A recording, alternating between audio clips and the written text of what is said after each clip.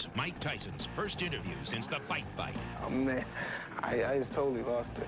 I totally lost it. And slam dunk superstar Michael Jordan, a special sports primetime live tonight on ABC. Prime Time with anchors Diane Sawyer in New York, Sam Donaldson in Washington, and chief correspondent Chris Wallace. It was billed as the fight of the century. Expect a tough, clean fight. Protect yourself at all times. Let's get it on. It became the bite of the century. Oh, my goodness, he's got a bloody right ear. Holyfield bit by a dirty Mike Tyson. And the outrage was heard worldwide. I saw the fight, and I was horrified by it. Now, in a primetime exclusive, Iron Mike Tyson talks about that controversial night. Just for that one moment, I just forgot he was a human being. There's no doubt about it. I totally lost it. Tyson opens up like you've never heard before on his very public first marriage and his life today. For the first time, we meet his doctor wife and their young children. I've known him for a long time, and I've known him when things were good, when things were bad, and I just love him either way. Tonight, ABC Sports' Alex Walu, up close and personal with the youngest heavyweight champion ever, bearing his soul, but still defiant. What does he say to the critics who want him banned from boxing for life? Them. As I truly feel about them.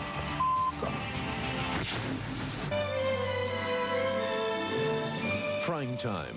Now from New York, Diane Sawyer.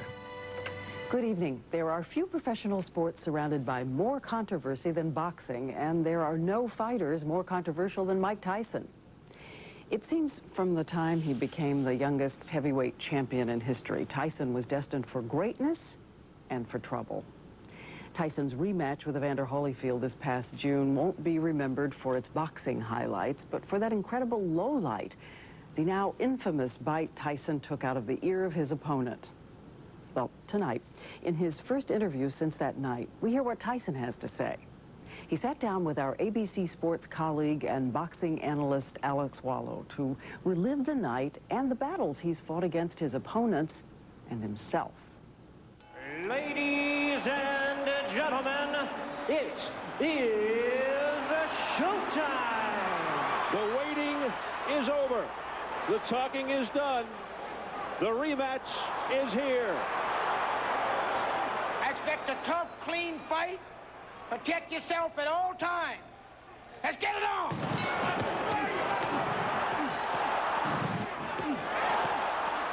There's no doubt about it. I totally lost it. Holyfield bit by a dirty Mike Tyson. It was extreme. It was some serious stuff going on in my head then. Some serious stuff. Mike was having his best round. He did it again. It snapped, and I was no longer fighting under the rules. For a sport that's had more than its share of bad moments, the heavyweight championship on June 28th was perhaps an all-time low. The end of the fight was outrageous and grotesque. What should have been a great battle turned into a sick joke. It is complete bedlam, and Tyson is just taking swipes at anybody in front of him. The public's revulsion to Tyson's bizarre behavior was strangely more intense than it had been to his rape conviction 5 years earlier. The moment transcended sports. Tonight, Mike Tyson. Has he finally gone too far? I saw the fight. Even President Clinton spoke out about the awful turn of events. And I was horrified by it. Members of the commission. The Nevada Boxing Commission responded to the incident with the largest fine in the history of sports, $3 million and a ban from boxing. All in favor, say aye. Aye. Tyson can apply to be reinstated, but there is no guarantee that he will ever box again. 2 days after the incident, Tyson appeared at a press conference where he read from a statement written by his public relations consultant. Evander, I'm sorry. You're a champion. I respect that. That was nearly 4 months ago, and it was Tyson's last public comment. He has refused to be interviewed until he sat down with us last Tuesday in New York City. First of all, have you watched the fight since it happened? I've seen it, yes. And what was your reaction when you saw what you did? Really? Instead of the well-scripted Tyson we saw in his apology, Mike was surprisingly open. Can you describe what was going through your mind during the fight? Anything from any kind of functional thinking or any kind of rational thinking was totally out the window. I don't know what happened that night. I just don't know what happened. It's pretty embarrassing. What happened here?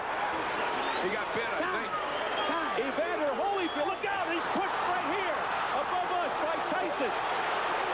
Oh my goodness, he's got a bloody right ear. Holyfield bit by a dirty Mike Tyson.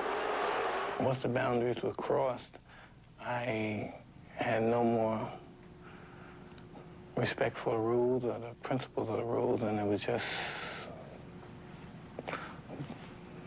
open game.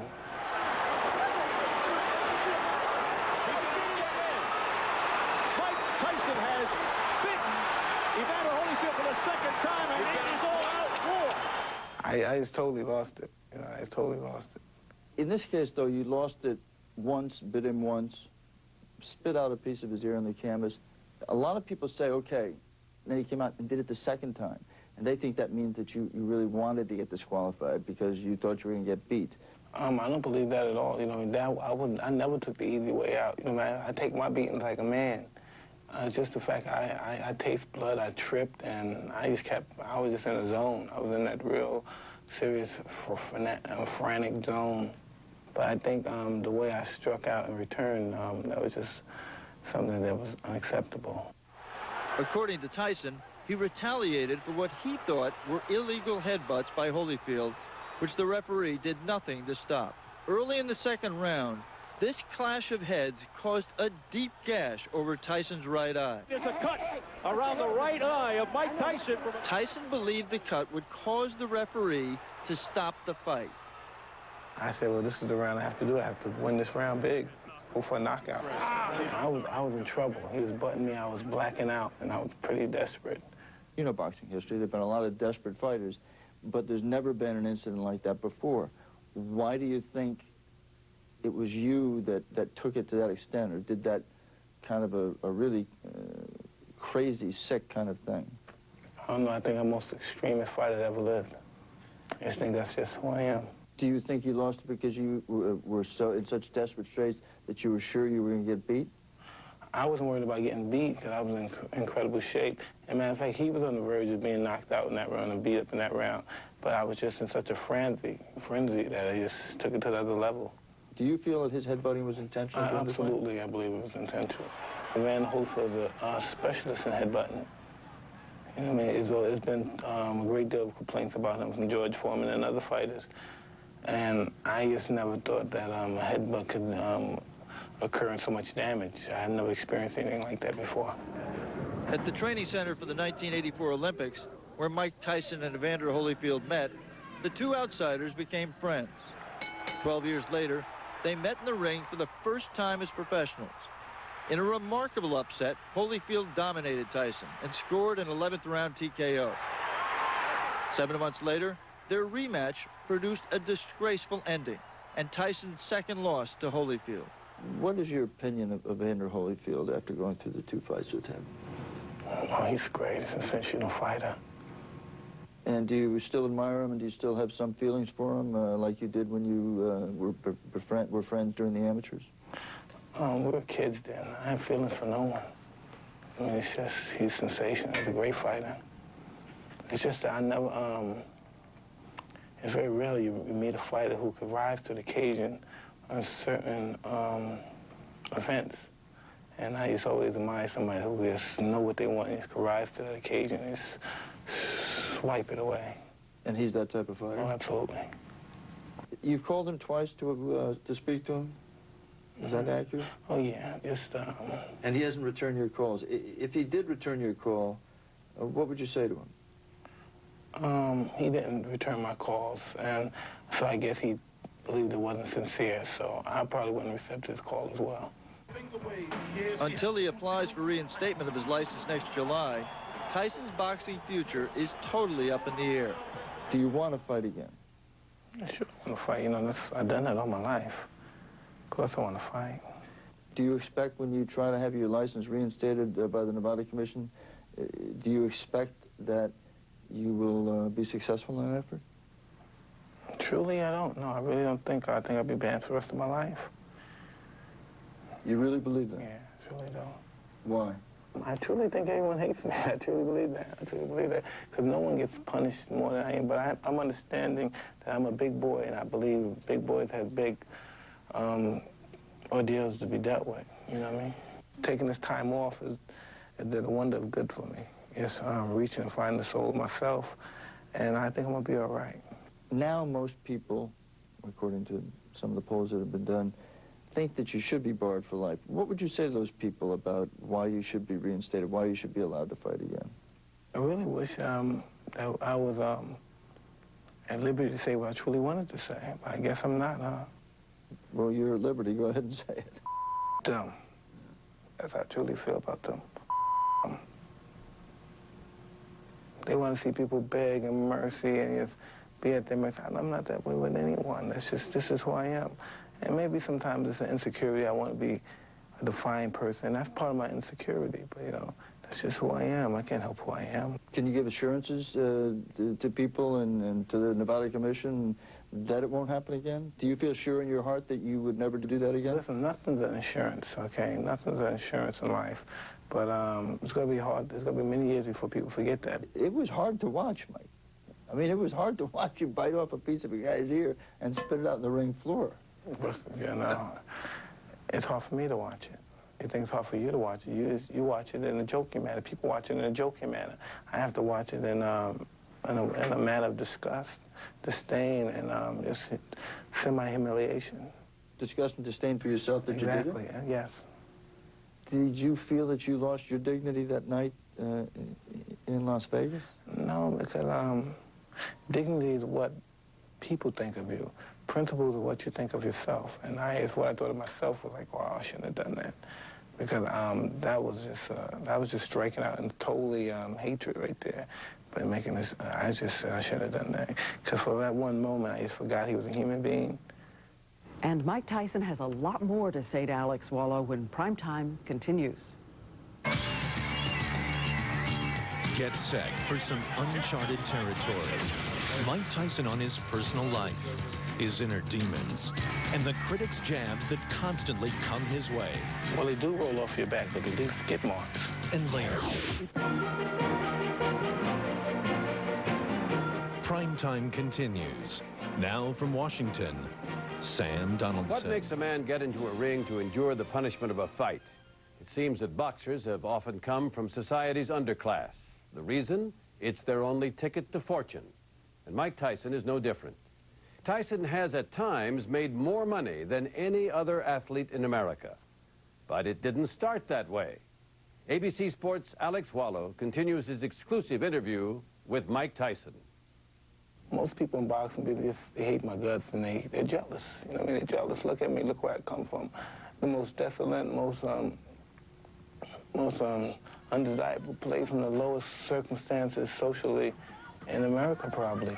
Mike Tyson grew up in Brooklyn amidst grinding poverty and crime. At age 12, after a series of arrests, he landed in a New York reformatory where he decided he wanted to make boxing a part of his life. He met the legendary trainer Cus D'Amato, who was so impressed with the young Tyson, he not only taught him to box, but also became his legal guardian. I feel that all boys growing up in the environment that he did would require help, patience, and perhaps understanding, because I tried to make him feel, and I hope I did, that I understand this kind of life. I grew up in a tough neighborhood myself. But he never saw his student become a champion.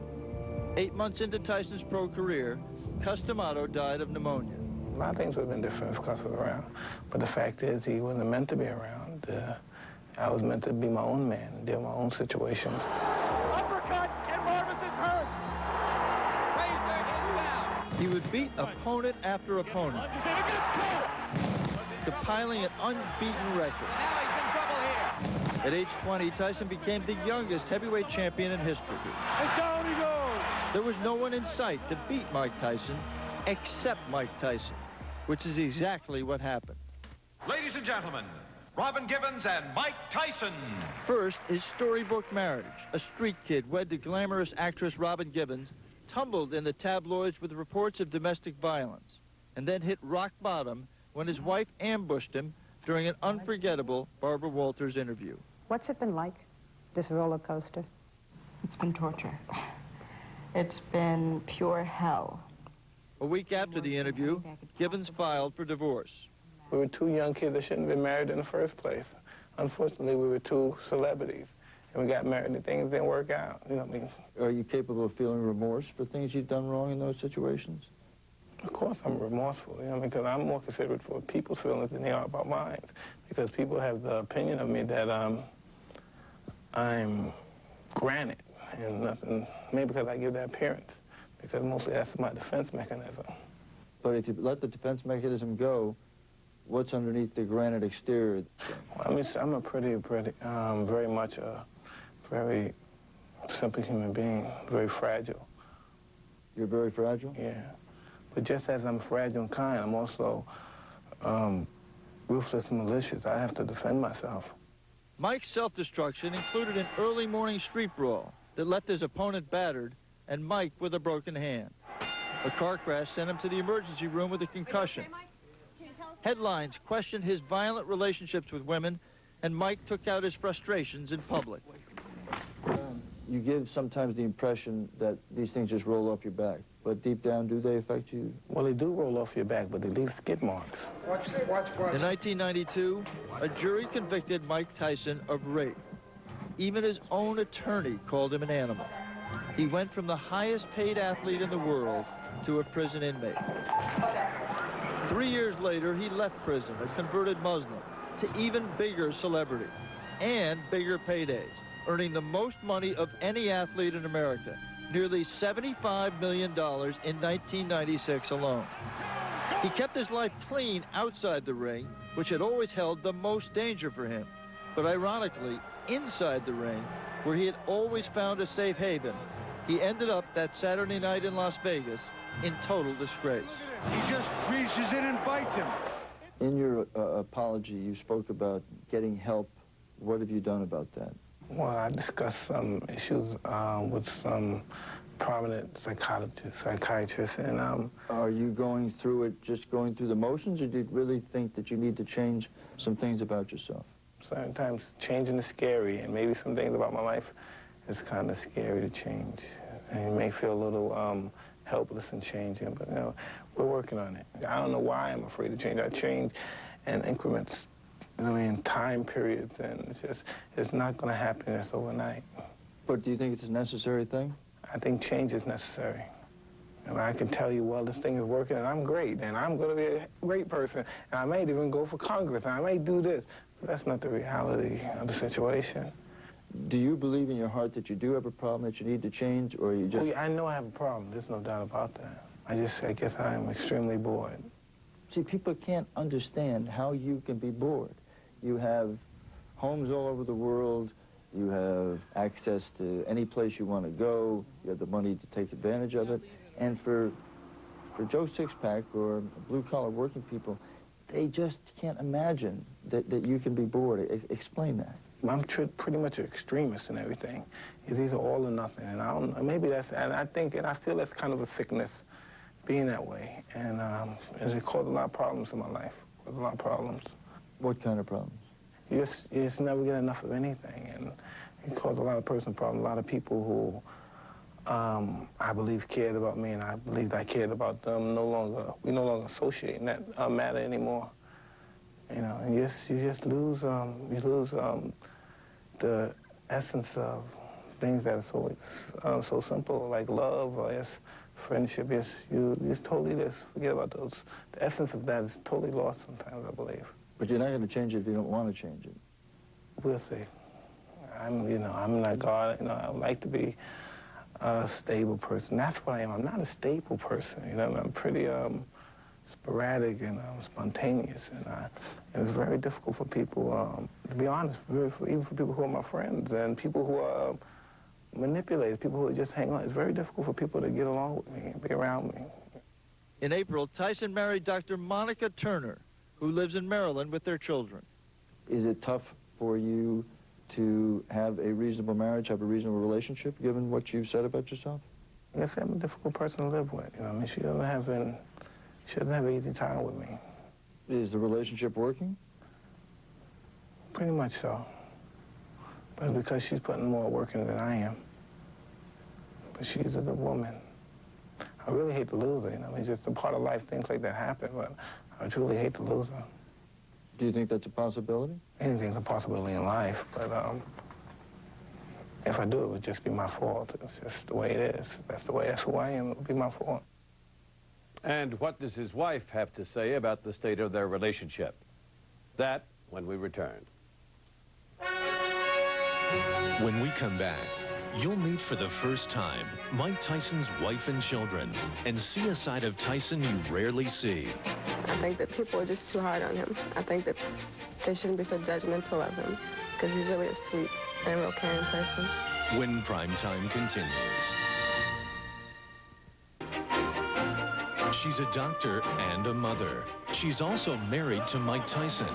And for the first time, she'll talk about her life with one of the most controversial men in sports today. We just did different things. I mean, I went to medical school. He was a boxer, but we're not that different as far as people. PrimeTime. Now from Washington, Sam Donaldson. The day after our interview, Mike Tyson was involved in a motorcycle accident that sent him to the hospital. 2 days later, he was released, and the next day, Tyson called and said he wanted us to come to his Connecticut estate and sit down again, this time with his wife, something he's never done before, to discuss the injury and their life together. The two met in the mid-'80s, and she visited him throughout his prison term. Once again, here's Alex Wallow. How do you see the state of the relationship right now? Our relationship is growing. I mean, we have kids, and, you know, when we first met, it was different. You know, it was more like a dating thing. Now we have family. I think our relationship is great. It's great, but it's just getting better as time goes on. Dr. Monica Turner is a pediatric intern at Georgetown Hospital. 2 nights ago, we spoke with them at their Farmington, Connecticut home, one of 4 they own. They were surrounded by 3 of their children, their baby son Amir, who was 3 months old, Raina, 20 months, and Monica's child from a previous relationship, Gina, age 8. What initially attracted you to him? Initially, I didn't know him as a person, but I just liked his outgoing character. I liked that about him, and I thought he was cute. Okay. You think I was outgoing? Were you? How'd you see it initially? I never got a chance to know that well when our mutual friends introduced us to one another. But I just thought it was a pretty girl that probably I was going to score on. I never really got into it that way, because I used to matter, yeah. But did you ever, in your wildest dreams, think you would end up marrying a doctor? I didn't know it was going to be a doctor. I never really, listen, I always had enough money for me and whoever wanted to be with me, so it really didn't matter who it was, it's who I basically vibed with. How do you see the relationship working with 2 people coming from such disparate kind of backgrounds? We just did different things. I mean, I went to medical school. He was a boxer, but we're not that different as far as people. I mean, we're both down to earth, and he's a real genuine person. That's one of the things I love about him. Most people would assume she had to marry him for his money. I really don't care what they think, to be honest. I mean, if they think that, I really don't care. I mean, I love him for him, you know, and I've known him for a long time, and I've known him when things were good, when things were bad, and I just love him either way. I mean, we have a family, we have kids, and that's what I wanted. And... You want more? Yeah, maybe 1 or 2. You? Maybe. They certainly have enough space for a larger family. Built on 17 acres, this Connecticut mansion has 61 rooms, 18 bedrooms, 38 baths, 7 kitchens, a disco, indoor racquetball court, indoor pool, gym, private screening room, and a master bedroom with 5 televisions. Friends use it more than the Tysons, and it's now on the market for $22 million. It's fun, but, you know, this is not my style. This is not me. I stayed here probably 4 times. This is probably my 5th time here. And it's so ironic that we have an interview here because I was taking a trip up here with some bike riding friends of mine, and then that incident happened. That incident occurred last Wednesday when Tyson had a motorcycle accident getting off a Connecticut highway. He was hospitalized with broken ribs and a punctured lung and released 2 days later.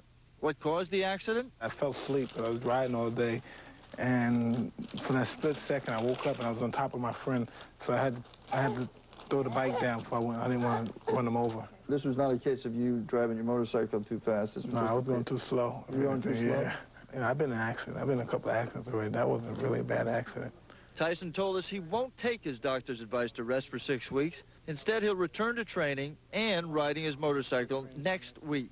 Does he project himself sometimes as a tough guy and as a person who, you know, is Iron Mike Tyson and, you know, that kind of thing? And sometimes he has to. Yeah. You know, he has to. Sometimes he's... I don't expect you to say that, and that's just how I feel, that you have to protect yourself out there.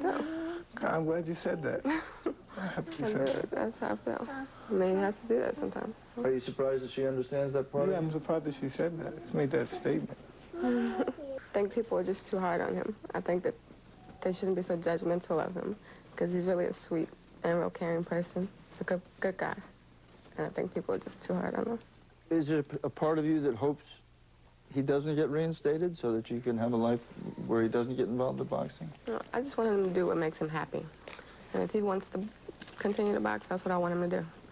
You know, it's scary, and I get nervous, and I don't want him to, if he's going to do it, I don't want him to do it long, because I want us to be able to settle down and have a, you know, just family life all the time, instead of, you know, when he's not training and things. But if it makes him happy to do it, that's what I want him to do.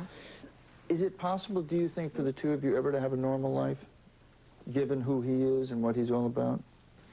Well, as normal as it can be. I mean, as far as you don't have the privacy and that kind of thing that normal people have, he just doesn't have that, you know. But as far as in the house, when we're in the house, our life is normal. You know, he's got kids and he plays with his children. He's a good father, you know. And in the house, he's, you know, he's different. I mean, he's just daddy. He's a good daddy. Tyson told us he's received offers to fight in several foreign countries, including China and Romania, but will not fight until the Nevada Boxing Commission restores his license. Meanwhile, Evander Holyfield fights on. The champ is defending his title against Michael Moore this Saturday night in Las Vegas.